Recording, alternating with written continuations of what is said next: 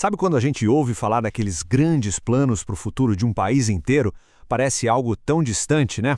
Pois bem, nesta análise a gente vai ver de perto como uma dessas visões gigantes foi testada na prática em uma única cidade, transformando ideias abstratas em ações bem concretas. E a grande pergunta que fica é essa: como é que uma comunidade pequena, com os desafios do dia a dia, consegue parar para pensar e planejar o seu futuro daqui a 20 anos? Parece uma tarefa quase impossível, mas como vamos ver, existe um caminho. Bom, para a gente entender essa história, nosso roteiro vai ser bem direto. Primeiro, vamos dar uma olhada na ideia geral, nos futuros possíveis pensados para o Brasil. Depois, a gente afunila tudo isso e aterrissa no estudo de caso, o experimento na cidade de Piedade. Vamos ver o que eles fizeram, o que deu certo e, por fim, por que essa experiência pode servir de exemplo para muitos outros lugares. Então, tudo começa com um projeto bem audacioso, os Cenários Brasil 2045. A ideia aqui não era prever o futuro, mas sim imaginar os diferentes caminhos que o país poderia seguir, dependendo das escolhas que a gente faz hoje. E olha a dimensão disso. Foram mais de 400 especialistas, gente de todo tipo de área pensando juntos sobre essa questão central. O objetivo era criar um mapa de possibilidades, sabe? Para ajudar a gente a navegar as decisões das próximas décadas. E o jeito que eles estruturaram isso é muito interessante. Eles definiram dois eixos principais, duas grandes dúvidas. O primeiro é: o Brasil vai ser um líder em tecnologia ou vai ficar para trás? E o segundo é: o nosso desenvolvimento vai ser sustentável e para todos ou não? A combinação dessas duas coisas é que cria os 4 cenários possíveis. E aqui estão eles. O protagonismo global seria o cenário dos sonhos, né? O Brasil inovador, sustentável e justo. Já o inclusão sem ambição é aquele em que a gente melhora socialmente, mas a economia patina. O sem rumo é o grande alerta, um futuro de estagnação. E por fim, ilhas de desenvolvimento, que é um cenário de muita desigualdade, com alguns lugares indo muito bem e outros ficando para trás. Cada um deles é uma história do que pode acontecer. Ok, ter esses futuros no papel é uma coisa. Mas e aí? Como é que essa visão grandiosa vira algo útil na prática, no dia a dia das pessoas, em uma escala que a gente consiga entender e agir? E essa é a pergunta de $1 milhão, não é? Como é que se pega um estudo gigante como esse, pensado para um país continental, e se traduz para a realidade de uma comunidade, de uma prefeitura, de um bairro? Porque, de um lado, a gente tem essa escala gigantesca, uma estratégia que pensa o Brasil de ponta a ponta. É uma visão macro, de muito longe. E do outro lado, a gente dá um zoom e aterrissa na realidade local, a cidade de Piedade, em São Paulo. É aqui que o Plano Nacional encontra o asfalto, os problemas e os sonhos de uma comunidade. É essa ponte que a gente vai explorar agora. E aí alguém pode perguntar, mas por que Piedade? A resposta é genial. Porque Piedade, na verdade, um retrato da maior parte do Brasil. Olha só esse número. Quase 90% das cidades brasileiras são pequenas. Então, se algo funciona lá, tem uma chance enorme de funcionar em milhares de outros lugares. Isso torna o experimento super relevante.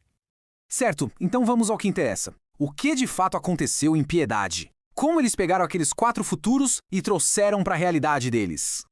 O coração de tudo foi uma oficina, mas não era uma reunião comum, daquelas de sentar e ouvir. Foi um evento de pesquisa-ação. Um nome chique para dizer vamos aprender fazendo. A ideia era que a própria comunidade usasse os cenários nacionais como um mapa para construir ativamente o futuro da cidade.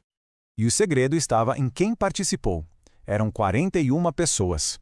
Mas não só políticos ou especialistas. Era uma mistura de gente do governo, de empresas locais, de universidades e da sociedade civil.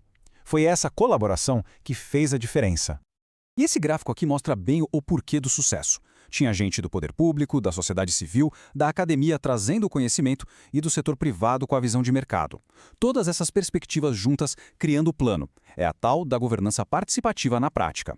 O primeiro passo, claro, foi colocar os problemas na mesa. E os desafios que a própria comunidade apontou são bem familiares para muita gente. Melhorar a educação, tornar a prefeitura mais eficiente, trazer mais inovação e cuidar do meio ambiente. Esses viraram os pilares para pensar o futuro de Piedade. E é aqui que a história fica ainda melhor. A conversa não morreu num relatório guardado na gaveta. Ela se transformou em um plano de ação, com projetos de verdade. O resultado foram 4 iniciativas super práticas.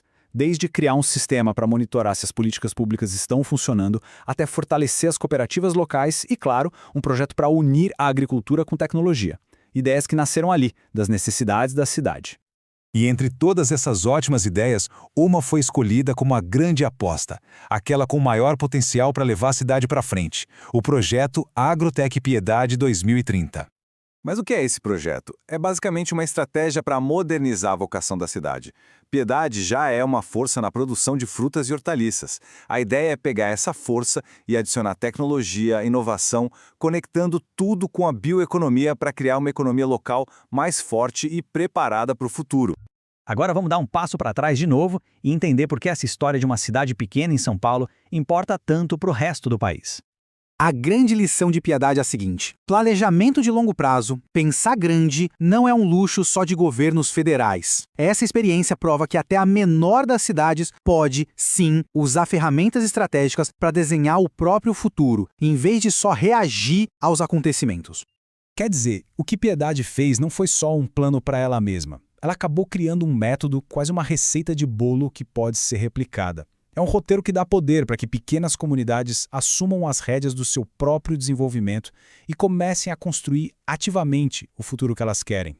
E a gente termina com a pergunta original do estudo que vale para todos nós. Que decisões serão tomadas hoje para o desenvolvimento do nosso país?